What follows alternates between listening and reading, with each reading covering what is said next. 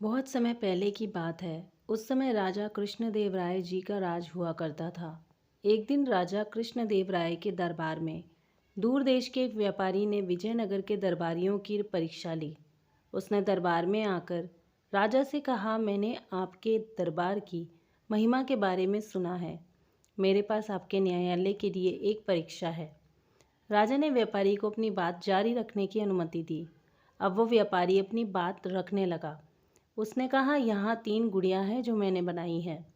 देखने में ये सभी एक जैसे हैं लगते हैं, लेकिन ये सभी एक दूसरे से अलग हैं।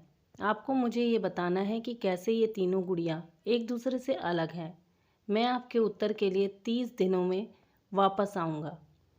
राजा ने अपने सभी मंत्रियों को बुलाया और उनसे गुड़ियों में अंतर पता करने को कहा। दिन बीतते गए और किसी के पास कोई जवाब नहीं था। कृष्णदेव राय ने अंतर खोजने के लिए अपने भरोसेमंद विकट कवि को बुलाया। यहाँ तक कि तेनालीरामा भी इस सवाल से अचंभित हो गया। उसने गुड़िया को अपने साथ घर ले जाने के लिए राजा की अनुमति ली। उन्होंने निरीक्षण करना और पता लगाना जारी रखा कि अंतर क्या हो सकते हैं। उसने वह सब कुछ करने की कोशिश की जो वह कर सकता था, लेकिन जल्द ही व्यापारी के आने का दिन आ गया।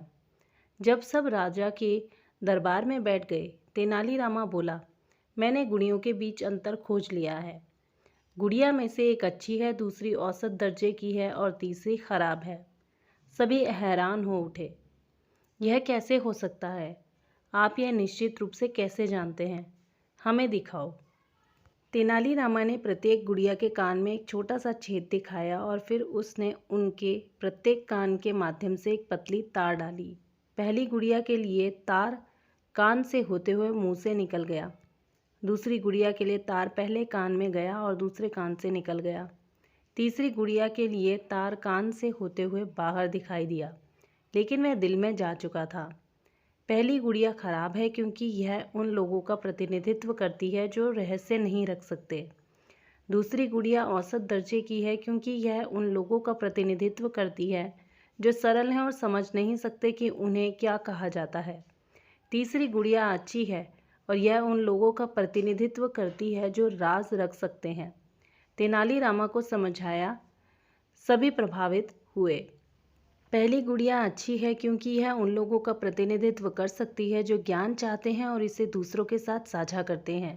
दूसरी गुड़िया उन लोगों की तरह औसत दर्जे की है जो यह नहीं समझ सकते हैं कि उन्हें क्या सिखाया जाता है। तीसरी गुड़िया खराब है क्योंकि यह उन लोगों का प्रतिनिधित्व करती है जो ज्ञान चाहते हैं लेकिन दूसरों के साथ साझा नहीं करते हैं। सीख। इस कहानी से हमें ये सीख मिलती है कि तलाशने और सीखने की उत्सुकता ही हमारे अनुभवों और विचारों का विस्तार करने का एकमात्र तरीका है।